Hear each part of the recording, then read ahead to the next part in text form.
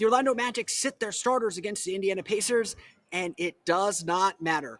The Orlando Magic of December are kind of back. Pick your favorite cliche. It's time for Locked On Magic.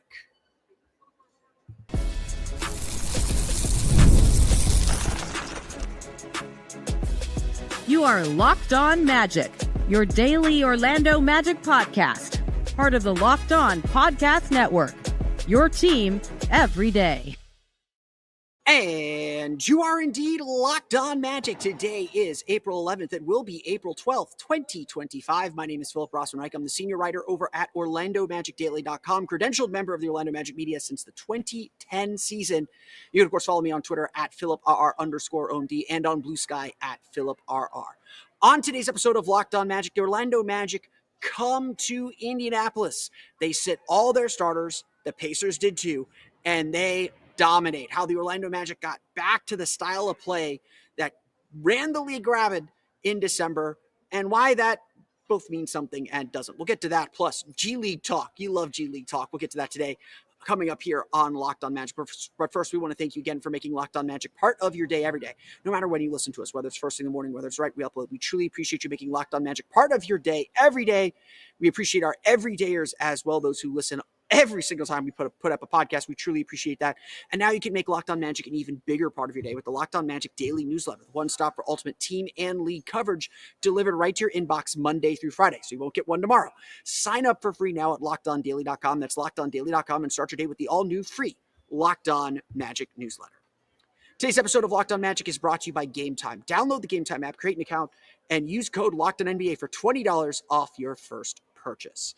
Hopefully they don't turn the lights out on me like they did in Cleveland after Game 1, but here we are. Game 81, the Orlando Magic have clinched their spot in the playoffs, the 7 seed. The Atlanta Hawks would eventually clinch the 8 seed on Friday night. There's not much to play for. The Orlando Magic acknowledged that. They sat their starters as we kind of expected them to do.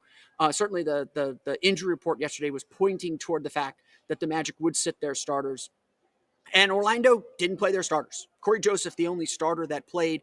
This was a game that was all about the bench. Now, before we make mountains out of molehills, before we say big, grand statements, and there are some maybe big, grand statements to say, let's acknowledge, too, that the Indiana Pacers sat their starters. The Pacers had wrapped up the 4 seed. The 3 seed was a little bit out of reach for them. They ultimately decided it was better for them to rest their players. But we spoke to Rick Carlisle before the game here in Indianapolis, and he said, look, it was the right thing for us to do this, to sit our starters. And they've been playing a lot. They've been looking a little tired. Having them fresh for the playoffs next weekend, in a week from now, probably the more important thing. Indiana wrapped up the 4 seed after tonight's games. They'll play the Milwaukee Bucks in the first round yet again. But he said this: the Orlando Magic are a team that still plays the same way. It doesn't matter who is on the floor. It doesn't matter who isn't on the floor. The Orlando Magic are a physical defensive team. That is their identity. That is who they ultimately want to be. And even with the players they have out, Goga Bitadze and Jonathan Isaac are excellent rim protectors. They are players who are going to challenge you defensively, challenge you at the rim. And that is something that he said his team needed to be aware of. In a game like this where both teams don't have their starters, Carlisle, I'm really glomming onto this because it resonated with me. Carlisle said the team that plays cleaner and plays harder was the one that was going to win. Now, the Magic don't always play clean, but when Orlando was at their peak in November and December, the kind of era that they're trying to get themselves back to as they prepare for the playoffs, when they were at their peak, they played harder than everybody. They played just flat out harder than everybody on the floor. That was the hallmark of the Orlando Magic. You knew you were in for a fight, and it's not that that has completely gone away, but there have been a lot of games and there have been a lot of moments where it didn't feel like the Magic were the team playing harder, where it didn't feel where the Magic were getting beat to loose balls. We could just kind of feel the weight and the fatigue get to them. This game then, for whatever it's worth, for however much value you want to put on it, this game felt like December. Now, again, the Pacers were down their best players, but the Magic, after a somewhat sloppy first quarter, where they hung tough, they showed like, okay, we're in this game. We're not, no one's rolling over here. We're going to be able to fight in this game. The Magic came out in the second quarter, pressing, getting the pressure up on the Indiana Pacers, making their lives miserable. Trevelin Queen and Anthony Black spearheaded what turned into a 42-point quarter. They outscored the Pacers 42-20 in the second quarter. Excuse me, not the fourth quarter, the second quarter, and blew the game wide open. Orlando led by led by more than 30 points in this game. They led by as much as 35 points in this game. This was a domination. This was a rout. And you take that with a defense that's generating fast breaks, generating energy, getting guys open shots, guys making open shots. You take all of that together, and you have a Magic team that was the better team, that was the more dominant team, that was the more focused team, that was the more energetic team, that did all the things that Carlisle said he feared this Magic team would do, whether it was blocking shots. Orlando had 7 block shots, 4 from Goga. That's Indiana's stat line. Excuse me. Orlando had 11 block shots, 3 from Cole Anthony, 3 from Jonathan Isaac. Ironically, the only 2 players that had negative plus minuses because of what happened in the fourth quarter when Orlando gave up a 39-20 fourth quarter. But Orlando followed up a 43-point second quarter with a 37-point third quarter. They grew and expanded their lead over and over and over again, making the fourth quarter, frankly, pointless, making the fourth quarter meaningless, completely meaningless, in fact, and cruising to this victory. Now, again, let's not make a mountain out of a molehill. The Pacers, the only Pacer player of relevance that really played, Obi Toppin played a little bit. TJ McConnell played a little bit. Ben Mathurin played far more than he should have. You got no Tyrese Halliburton. You got no Miles Turner. You got no Pascal Siakam. We're not going to go crazy and start hanging banners and celebrating anything. The only thing we're going to celebrate today is that the Magic, yes, clinched a 41-win season. They're going to be at least 500 this season, which did not seem likely earlier in the year. Not even a month ago did that seem likely. It has been a crawl. It has been a fight to get to 41 wins. And now the Magic have guaranteed themselves back-to-back winning seasons, back-to-back 41-win seasons for the first time since Dwight Howard's final 2 years in 2011 and 2012. It is yet another sign that the Magic have come out of the wilderness, that the Magic have reached this level, this little mini hill, this little accomplishment. To me, this game reminded me so much of who this team was in December, of who this team was in November, when they did not care who they were facing. They did not care who they had on the floor. Did not care. They played their way. They played their style. They used that to generate offense, to push the tempo.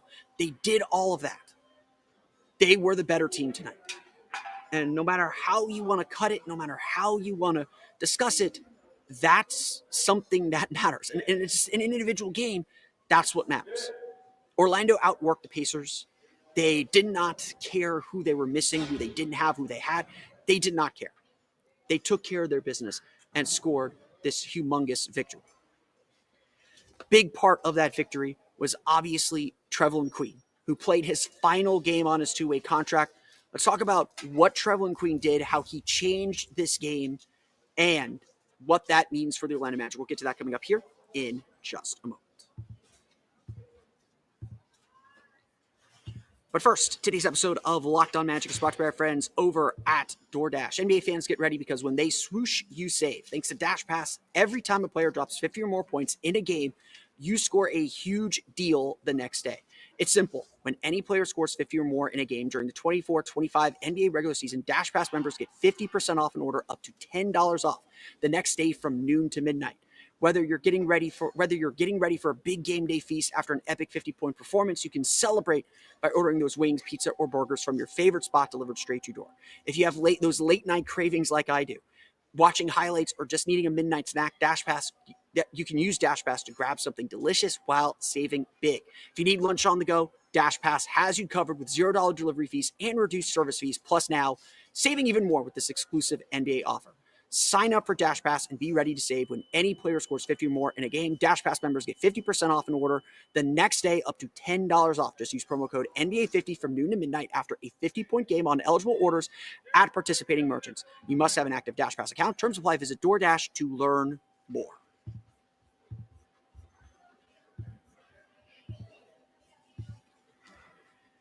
There were a lot of heroes in this game, obviously, and we're going to go through the box score in a little bit more detail, but we got to give a special shout out to Trevelin Queen in this one. a career game for Trevelin Queen. It may very well be his last game in an Orlando Magic uniform. The way the two-way contracts work, two-way players are allowed to be on the active roster for no more than 50 games. Tonight was 39 games played, 11 additional active. So Trevelin Queen will not be eligible to play in Sunday's game against the Atlanta Hawks. Finished the night with 25 points, 9 for 11 shooting, 5 for 6 from 3, 2 for 2 from the foul line, 5 rebounds, 4 assists, 3 steals. And while there's a lot of those numbers that are really, really impressive, those 3 steals were obviously the huge ones. Early in the second quarter, he really helped push the tempo, really helped get the press going, really make Indiana's life completely miserable in this one. And that pressure, that tempo, forcing 20 turnovers for 29 points through 3 quarters, because the fourth quarter didn't really matter. Orlando had forced 16 turnovers for 24 points. They were just in Indiana's face. They were in the Pacers' face and really making it hard. And then they came down the other end and just made a ton of shots. Orlando was 13 for 32 from 3. Indiana was 12 for 29. They made their shots too, but 40.6% three-point shooting for this Magic team is going to be really tough to beat Orlando with the way that they defend. Typically, and again, they gave up way too many points in the fourth quarter. This game took on a very loose sense in that final quarter. But Trevelin Queen has been someone who has just done the work every single time the Magic have asked him to play. They've asked him to play meaningful minutes. He played meaningful minutes in the win over the Boston Celtics. He was essential to a lot of the run in December when the Magic were playing very, very well. TQ has done everything this team has asked him to do. He is an NBA player. I want to say this unequivocally. He is an NBA player. He was an NBA player last year. He should not have been on a two-way contract, and I'm still, frankly, a little gobsmacked that he chose to return to the Orlando Magic on a two-way contract and kind of go through this ringer again. I'm still kind of shocked that that's what he did. Trevelin Queen is exactly what you want from a two-way player. He is someone that the Magic have groomed and have allowed to grow within their system. He is someone that has fit what they want, what they need, filled in when they needed him to fill in, done everything that this team could ask of him to do. He has improved dramatically as a three-point shooter. You go back and look at his reliability as a three-point shooter early in his career to now. He is I wouldn't say a knockdown three-point shooter. He was always a great scorer at the G League level, but he's established himself now as a solid three-point shooter and an excellent defender. There is nothing more the Magic could ask for from Trevelin Queen, and there has to be an NBA roster spot for him somewhere. This has been a great question among Orlando Magic fans, or at least the nerdiest of nerdy fans like myself. What are the Magic doing with their G League team? As I'm recording this here at about 10:30 inside Gainbridge Fieldhouse, the Osceola Magic are playing in the G League championship game against the Stockton Kings. Game 2. An Osceola win tonight brings home the G League championship for the second time in franchise history. Coach Dylan Murphy is clearly doing something right with back-to-back seasons as the number 1 seed in the G League playoffs, in the Eastern Conference playoffs. He is clearly doing something right. And yet, it sometimes feels like the Magic are not maximizing their two-way spot. Mac McClung, one of the best players in the G League.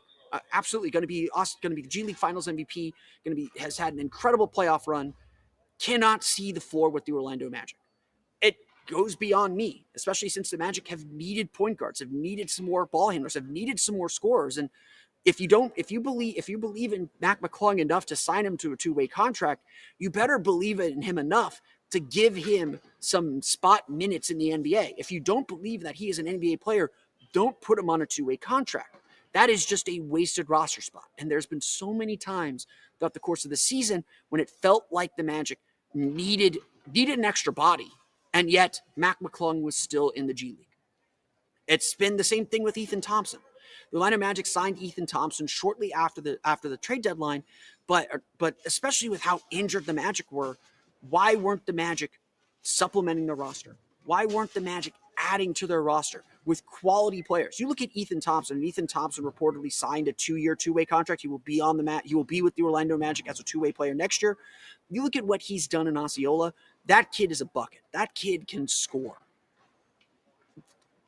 Why isn't he helping this team? Now, right now, obviously, Osceola's got their group. They're in the G League Finals. They're going for a championship. I don't care that the Magic are missing everybody, they got to go win that championship. They got to go out and take that title. I'm not going to be so upset that the Magic are not giving those guys opportunities, or they're not here with the team right now. TQ has essentially been the Admiral Schofield. He's on a two-way contract, but not actually on the Osceola Magic. He's with the Orlando Magic. He's contributing to this team in the locker room, helping them in practice. That matters. The same way, though, that Matt McClung and Ethan Thompson could have helped, and I assume Ethan Thompson will help next year. The point is this. As we've kind of noted, and tonight's not a night to talk too much about offseason stuff, but the Orlando Magic cannot afford to waste roster spots. They cannot afford to waste opportunities to get players that can contribute. The fact is, as much as we want to criticize the Magic, as much as I may be criticizing the Magic's G League strategy right now, Trevelin Queen is undoubtedly a success story. This is a kid who was literally, like, if you know his story, was borrowing, and stealing to get a roster spot, to play somewhere. Took advantage of his opportunity with the Fort Wayne Mad Ants, the Pacers G League affiliate. Was the G League MVP, signed with the Magic, got a two-way deal, contributed both last year and this year, 2 wins. Trevelin Queen is a success story. Whether he plays with the Orlando Magic next year on a full contract or ends up on some other team, he is exactly how you're supposed to use the two-way contract. He is someone that has helped this team win again and again and again, and did so tonight, maybe in a game that had no stakes, but it had stakes to him because it was his final game. It was his final chance to show what he's capable of doing and why he's an NBA player. TQ didn't need to prove that to me. I thought he was an NBA player last year. Again, I'm still like shocked that he settled for a two-way contract and didn't find an NBA contract somewhere. I am still absolutely floored that didn't happen. But the Magic, he is a true success story for the Magic. And tonight is yet more proof of that. Trevelin Queen changed this game. This would have been a close nip and tuck affair if not for the energy and intensity that Trevelin Queen brought to the game. That's who he has been every time he stepped on the floor. And more often than not, he has contributed to this team winning. When he is in the floor, when the Magic have needed to break that two-way glass in case of emergency, Trevelin Queen has stepped up. And that is something that everybody should be pleased with. Everybody should be proud of. Everyone should be happy with. Trevelin Queen is that guy, and it was so big for the Magic tonight, and has been so big for the Magic this season. I'm disappointed that this is it, that this is probably it for Trevelin Queen, that this is certainly it for this season. Because this is a gamer. This is a guy that I can't wait to see what he does next. Let's quickly run through the box score before I get kicked out of here, kicked out of Gainbridge Fieldhouse. We'll go talk about the Orlando Magic's 129-115 victory over the Indiana Pacers coming up here in just a moment. But first, today's episode of Locked On Magic is brought to you by our friends over at Game Time. Not that one, Game Time. There's nothing like the energy of a live game. I love recording into empty arenas because you can still kind of feel that ambient energy in the building, especially after a big Magic win. Whether it's catching a last-minute MLB showdown or soaking in the excitement of an NBA matchup, finding great seats at a great price can be difficult. But now you have Game Time. Game Time makes scoring last-minute tickets easier than ever. Prices actually drop as events get closer, and with their all-in pricing, you see the total cost up front, no surprises at checkout. We obviously have a big game coming up at the Kia Center on Tuesday. The Orlando Magic will host the Atlanta Hawks, so get ready, get your tickets with Game Time. You can save on last-minute deals, saving up to 60% off buying last minute for sports, concerts, comedy, theater, and more. You can find peace of mind with seat views before you buy, no surprise fees, and a lowest price guarantee you can book with total confidence. Their lowest price guarantee means you never worry about overpaying. Take the guesswork out of buying tickets with Game Time. Download the Game Time app, create an account, and use code LOCKEDONNBA for $20 off your first purchase. Terms apply. Again, that's code LOCKEDONNBA, LOCKEDONNBA, for $20 off. Download Game Time today. Last-minute tickets, lowest price, guaranteed.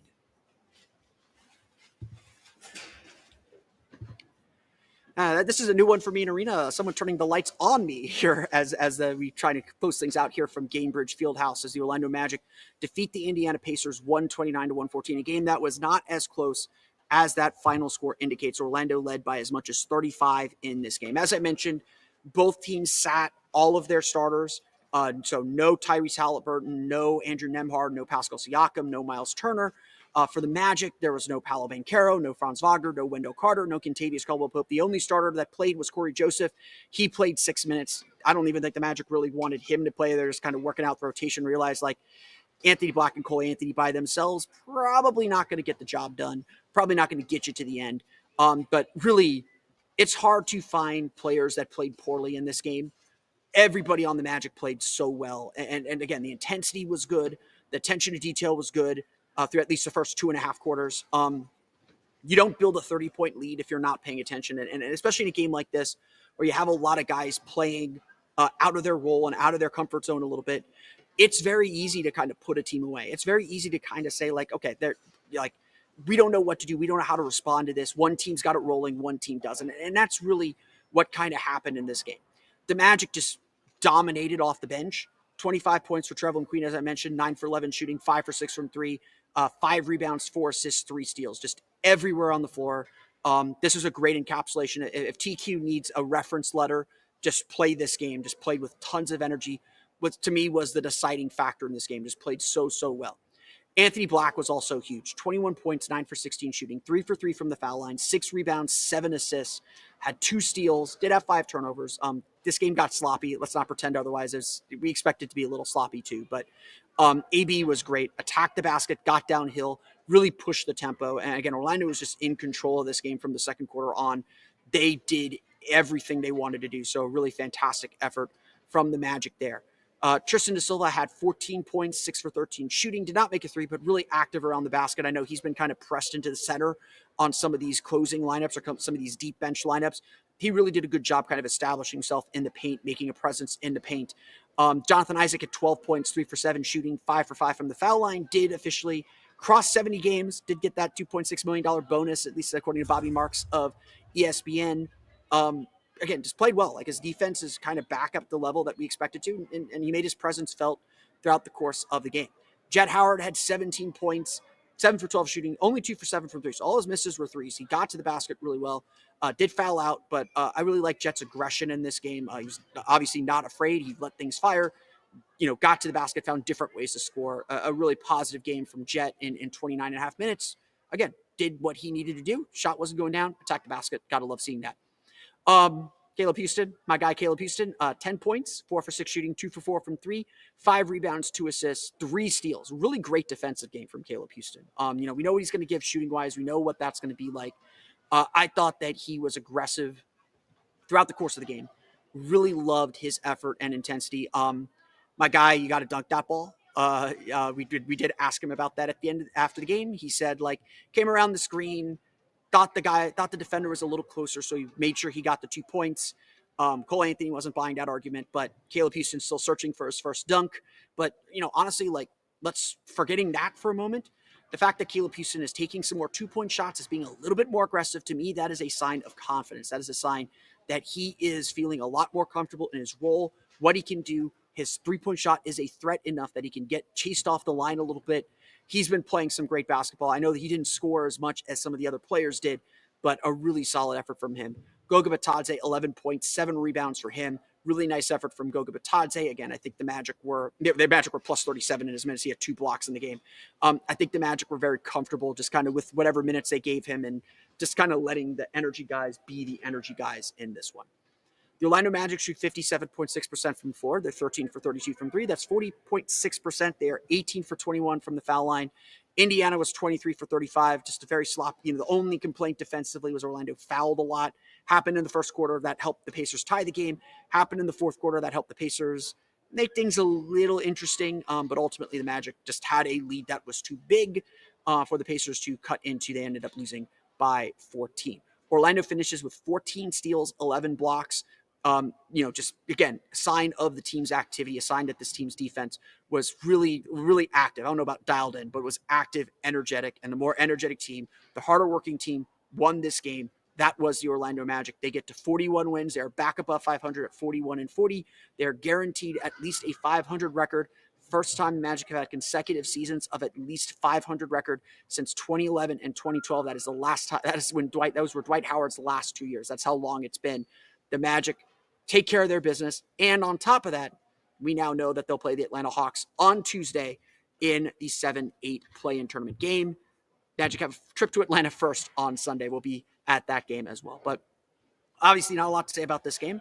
That's going to do it for me today. I want to thank you all again for listening to today's episode of Locked On Magic. You can find me on Twitter at PhilipRR_OMD and on Blue Sky at PhilipRR. You can subscribe to the podcast on Apple Podcasts, Stitcher, TuneIn, Himalaya, Google Play, Spotify, Odyssey, and all the Style podcasts to your podcast-enabled listening device. For the latest on the Orlando Magic, be sure to check out OrlandoMagicDaily.com. You can find us on Twitter at OMagicDaily. And for even more Orlando Magic content, be sure to check out my Patreon page, Orlando Magic Hub, at patreon.com/Orlando Magic Hub. As always, thank you for your support. As if all that's not enough, you can check out the Locked On Magic daily newsletter. And now with the playoff race finalized for the Magic, you can check out the Locked On Magic daily newsletter to get yourself ready for Tuesday's big game against the Atlanta Hawks.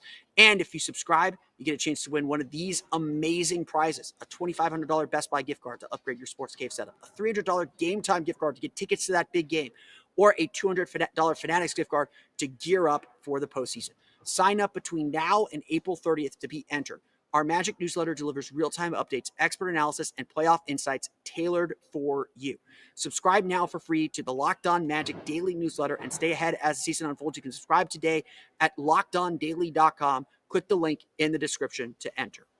Before we close things out, I do want to apologize. I do read the comments. I apologize for the low quality of yesterday's video. My internet in the hotel was not very good. I should have recorded locally. Was not happy with the upload speed. It was a rough night for me internet wise, so I do apologize. Hopefully the audio version is better than the YouTube version if you want to go back and listen to that. Hopefully today's version is a little bit better, recording here in Gainbridge Fieldhouse and bumming their internet. But I do appreciate everyone sticking with me as I hit the road for some of these games. I'll be on the road for the Atlanta game on Sunday, as well as hopefully games 1 and 2 of the Magic's playoff series. But that's going to do it for me today. I want to thank you all again for listening to today's episode of Locked On Magic. We'll see you back in Atlanta to recap the Magic's final regular season game, or what's left of it. We'll do that on Sunday for Monday. But until then, for Orlando Magic Daily and Locked On Magic, this has been Philip Rossman-Reich. We'll see you all again next time for another episode of Locked On Magic.